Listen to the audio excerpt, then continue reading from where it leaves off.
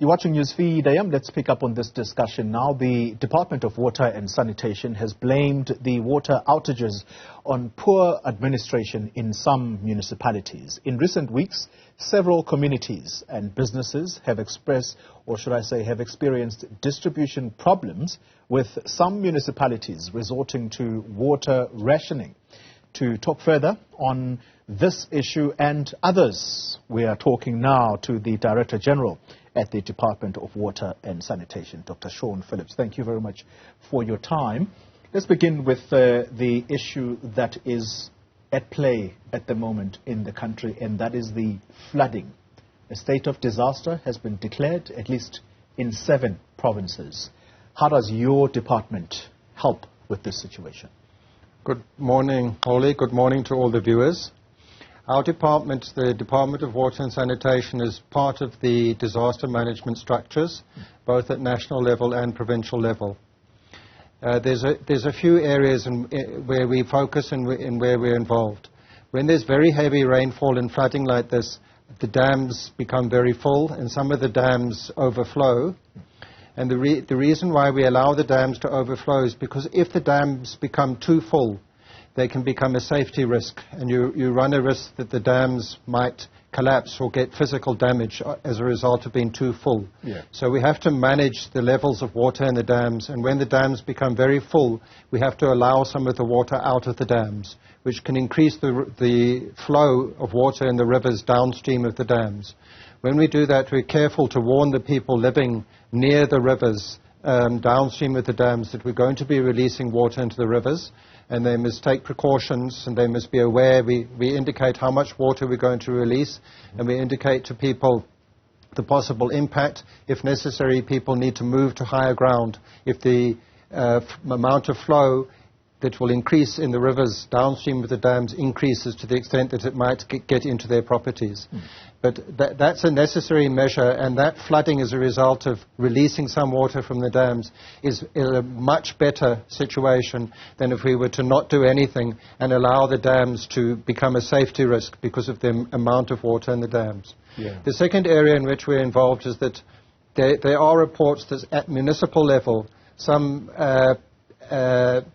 aspects of municipal water distribution infrastructure and wastewater infrastructure have been affected in some of the provinces. For example, there have been reports that some wastewater treatment plants have been flooded and are overflowing. In that regard, we're collecting information from all the affected municipalities, and we're in the process of doing that, and then we'll assess whether they need any assistance from us in terms of addressing that damage. Yeah. Dr. Phillips, then in comes the challenge of water rationing, and it almost becomes something that you simply cannot explain, that you have a period where there is heavy rains and the water levels, and I think you released a statement earlier this week talking about just how full the reservoirs are. I think at 96% or just above that. The dams, yes. The dams. And then comes the period of heat wave. People start getting water rationing, yes, simply because someone is not doing their job somewhere. Explain that phenomenon. Okay, thank you, Paulie. There's a water cycle which starts with rain falling. It goes into catchment areas, it goes into rivers, and then it goes into dams, where we've dammed the water. That's raw water. People can't drink and use that raw water. And it's our job as the National Department to provide that raw water, largely through our dams and related infrastructure. Then the other part of the system is municipal infrastructure. And we have water boards to support municipalities with municipal bulk infrastructure. The water boards take our raw water and they treat it. It has to be treated so that it can be drinkable. Yeah. So just because the dams are full doesn't mean that there's sufficient treatment capacity at municipal level or at water board level to treat sufficient water to provide water to communities. So what happened recently in Gauteng with the restrictions that were put in place by Rand Water and the metros in Gauteng is that the way the system works is that Rand Water has sufficient treatment capacity and storage reservoirs to provide sufficient water to the municipalities during a normal situation. Yeah. Unfortunately, we had an abnormal situation where we had adverse events all happening at the same time, unfortunately, a very rare occasion. And those adverse events included the very heavy load shedding, which was experienced, coupled with the heat waves. What that meant is that the way the system works is Rand Water treats the raw water and it pumps it to Joburg water reservoirs, and from the Joburg water reservoirs or the Tshwane reservoirs, it's then fed by gravity from the pressure of the water in the reservoirs to communities. What happened was that when there was heavy load shedding coupled with heat waves, is that Rand Water wasn't able to pump sufficient water to the municipalities because the pumps were down because of load shedding. Some of the pumps were down, and also because the heat wave resulted in increased demand. So what happened was that the reservoir levels in the municipalities dropped to a level where they could no longer consistently supply the people living in high-lying areas because it's gravity-fed. And because of the heat wave, people in low-lying areas used even more water than normal because they were watering their gardens more, etc. And that made it even more difficult for the reservoirs to get back up to a level. So these events, unfortunately, all happened at the same time, where there was a heat wave, so that resulted in spikes in demand, coupled with the load shedding, which made it very difficult for both Rand Water and the municipalities to increase their reservoir levels to a sufficient level to be able to go back to providing water to the people living in high-lying areas. Yeah. Now, since the heat waves ended, you will have noticed that the situation has largely normalized now.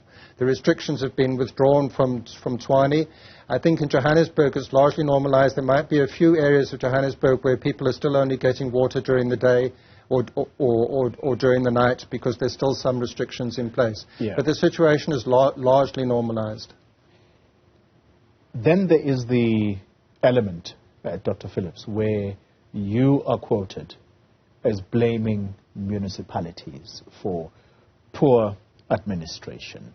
I understand what you've just explained, that you had a very strange occurrence, heat wave and then load shedding.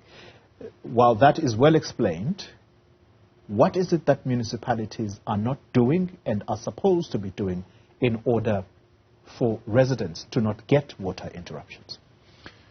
So when I spoke about this issue, I painted a bit more complex picture than simply blaming municipalities. Yeah. I indicated that in general, across the country, municipal water and sanitation services are deteriorating.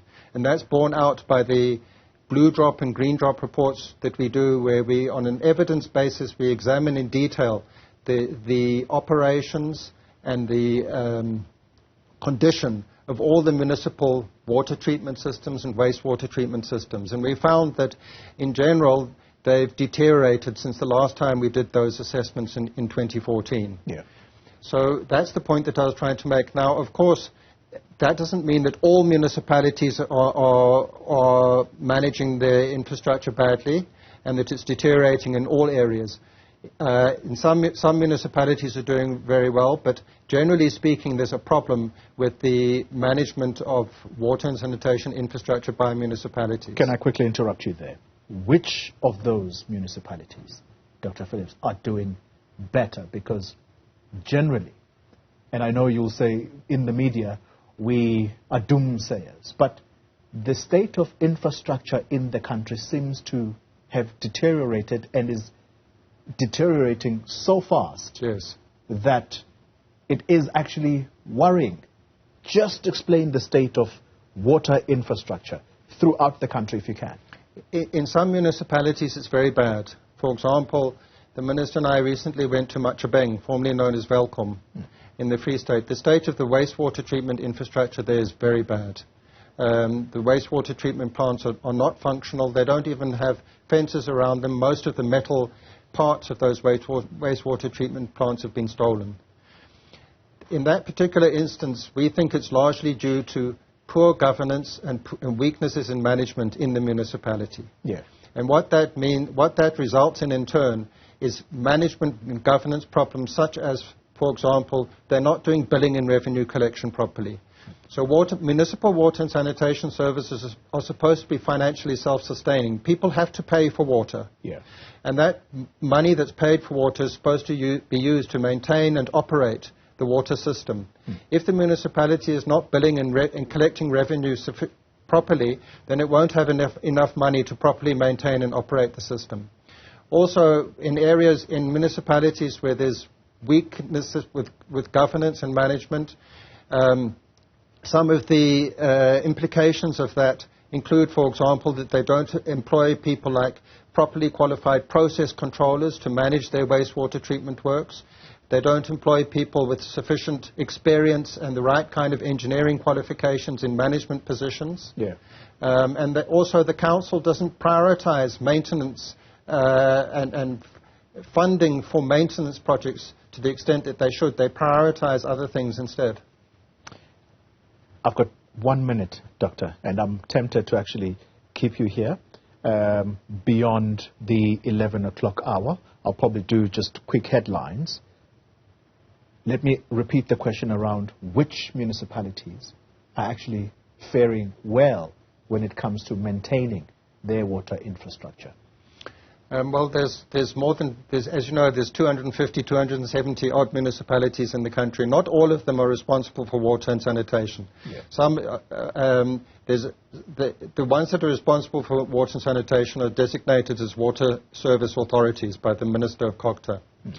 But those that are doing well, and Joburg Water, for example, we've been talking about the problems in Gauteng. Joburg Water is one of the better run municipalities in terms of the water. Its infrastructure is in a relatively good condition. Yeah. They do the maintenance. It's got the properly qualified people. It's got people with the right kind of qualifications and experience in management positions. So Joburg Water is a good example. Yeah. And in that instance, with what's been happening in Gauteng and the restrictions, it's not because Joburg Water is badly managed. It's because of the problems that I mentioned. So it differs from, the reasons why there's problems differ from place to place in the country. Water is a very localized issue. It's not like electricity where there's ESCOM for the whole country and there's a national grid. It doesn't work like that for water.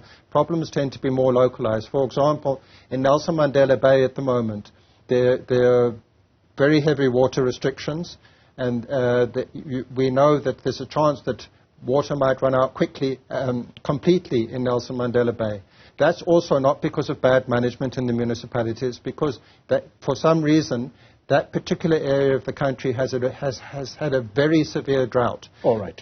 Dr. Phillips, let me ask you to pause there for a moment, because the possible day zero in Nelson Mandela Bay, I'd sort of like you to talk to us about how you're going to solve that, if at all. And then there is the Guyani water project, not forgetting KwaZulu-Natal. We're going to catch on those three areas, but for the time being, let's pause there. We're going to take you to headlines. You're watching Newsfeed AM. If you're just joining us, well, we are in discussion with Dr. Sean Phillips. He's from the Department of Water and Sanitation, a Director General there. It's all got to do with water security in the country, Dr. Phillips. We'll get you another day around issues of sanitation, because those are also quite important. But let's focus the attention now on Nelson Mandela Bay, or Gqeberha, as it is now known. That particular part of the country has been said to be approaching day zero for some time.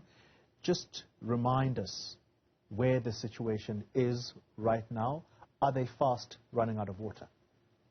Thank you, Holly. The problem in Nelson Mandela Bay is caused by a very unusually long drought that particular area of the country has experienced. Nelson Mandela Bay gets its water supply from various sources. There are a couple of dams near the municipality from which it draws water, and those dams have gone down to a precariously low level due to the drought. What levels are they? Sorry to interrupt. They're hovering between around 5 or 10% full, those dams. And it gets about half of its water supply from those dams. The other half of the water supply comes all the way to Nelson Mandela Bay from the Phillips Dam, which is in the Free State. That's one of our biggest dams in the country, and it's channeled through to Nelson Mandela Bay through a system of rivers and canals, and eventually ends up at the Nooit Gedacht water treatment works outside Gqeberha, which is a water treatment works owned by the municipality. What we've done over the last few years, 5 years or so, is we've upgraded the capacity of that water treatment work, so it's able to provide more water to Nelson Mandela Bay.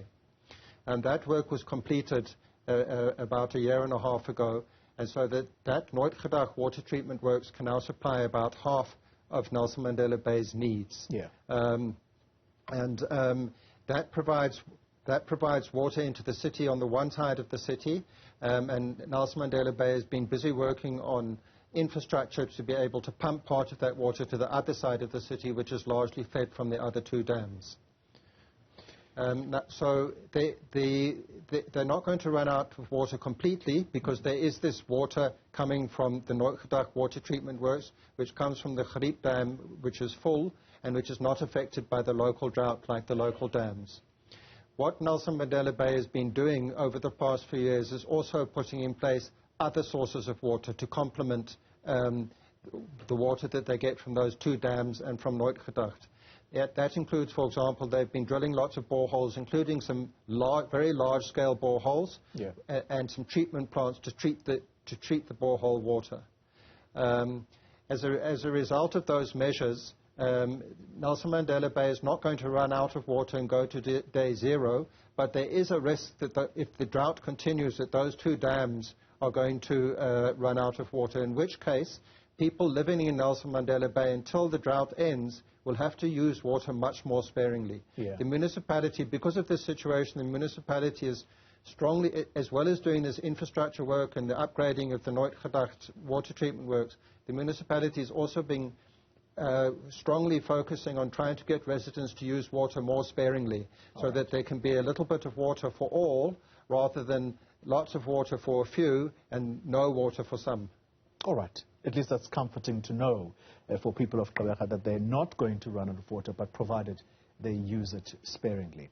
Let's then talk about the Guyani water project. That is something that's been going on for years, billions down the line, and still the people that live around the Nandoni Dam, those people should have had water by now, DG. Why do those villages not have water? Thanks, Holly. The Guyani water project, you're correct, is a project that the department has been working on for a long time, and it has had unacceptable delays. It's also a project which was subjected to some corruption through the Lepeli Northern Water, one of our water boards. There has been a special investigating unit investigation into that. There has been disciplinary action against people. There's criminal action being taken by the SIU as well, and we're fully cooperating with the SIU to deal with those issues. But since Minister Mhlunu became the Minister of Water and Sanitation in late 2021, he's focused on getting the project moving again, and it has moved. So it was delayed, and what it involves is building a huge, long pipeline from Nandoni Dam to Guyani, and water is going to is then deposited from that pipeline into reservoirs in Guyani, and then treated by the Guyani Water Treatment Works, which is run by Mopani District Municipality, and then it needs to be reticulated to villages in Guyani, which, as you correctly say, have never had water since 1994. And that's why it's such an important project.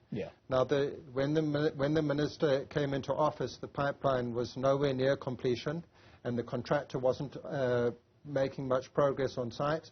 But we've paid a lot of attention to getting it going now. The pipeline is now complete. It has now reached Guyani, and water is starting to flow into the reservoirs in Guyani. We are working with Mopani District Municipality. We're providing them with money from our infrastructure grants to municipalities. They have now appointed contractors. There are contractors on the ground doing the water reticulation work, so that the increased water going into the reservoir in Guyani can then be reticulated to those villages. It's going to be done in stages, so they're busy doing the first number of villages. I think that there's about 50 villages in all which are going to have reticulation. We're going to do it in 3 phases. The construction work is currently being done for the reticulation for the first phase. We also have provided Mopani District Municipality with money to upgrade the water treatment works so that it can treat more of the raw water coming into the reservoir all the way through the pipeline. So over the next year and then next year, these villages that have never had water will be getting water in phases. And as I indicated, the contractor's already on the ground doing the reticulation work. Final question.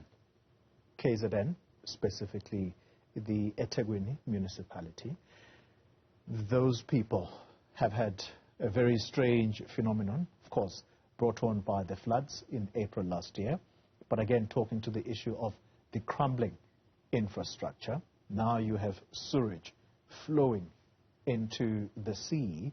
What is the update there? Where are you in terms of repairing that infrastructure? So, Chloe, there was extensive damage to water and sanitation infrastructure in that area when those floods occurred. Some of the damage was to infrastructure which is the responsibility of Guyani Water, which is a water board under DWS. Yeah. There were some massive aqueducts which are important for supplying water to eThekwini, which were completely washed away. Guyani Water has completed the reconstruction of those aqueducts. So that part of the work has been done. As you correctly indicate, in eThekwini itself, there was widespread damage to water and sanitation infrastructure, and the extent of the damage was partly due to the fact that the infrastructure itself wasn't in a good condition to start with, because eThekwini has been neglecting maintenance of its water and sanitation infrastructure. Now, we worked closely with eThekwini. We quantified the damage to all its water and sanitation infrastructure, and we assisted them to do applications to the national government for disaster funding to help it to repair the infrastructure. How much? They've been allocated in principle more than $1 billion, but it's been given to them in tranches. As they spend, then they'll be giving more money. So they've been given the first tranche, I think, which is about 150 million. But unfortunately, only about 40% of that has been allocated by the city to water and sanitation infrastructure, and expenditure to date hasn't been as fast as we would have liked to see. But that's important, though, yes. Dr. Phillips, that the money intended to fix this, you're saying that part of it is going to fix it, but where is the other going? No, the other is going to address other aspects of the damage. For example, damage to roads, damage to housing, etc. There's huge needs in eThekwini. So not all of it can go to the water and sanitation infrastructure. But that has been allocated isn't being spent sufficiently quickly by eThekwini. Our minister and the Minister of Cogta are having regular engagements with the mayor of the city. We have a technical team between ourselves and Cogta and the city, and we've offered them technical assistance, and we are regularly monitoring their progress and engaging with the managers of the city to try and ensure that repair work is expedited. Dr. Sean Phillips, let me thank you very much. We needed to get that update from you, seeing that we have the luxury of bringing you into studio. Thank you very much. Hopefully you'll join us again next time. There's lots to talk about. Dr. Sean Phillips is the Director General at the Water and Sanitation Department.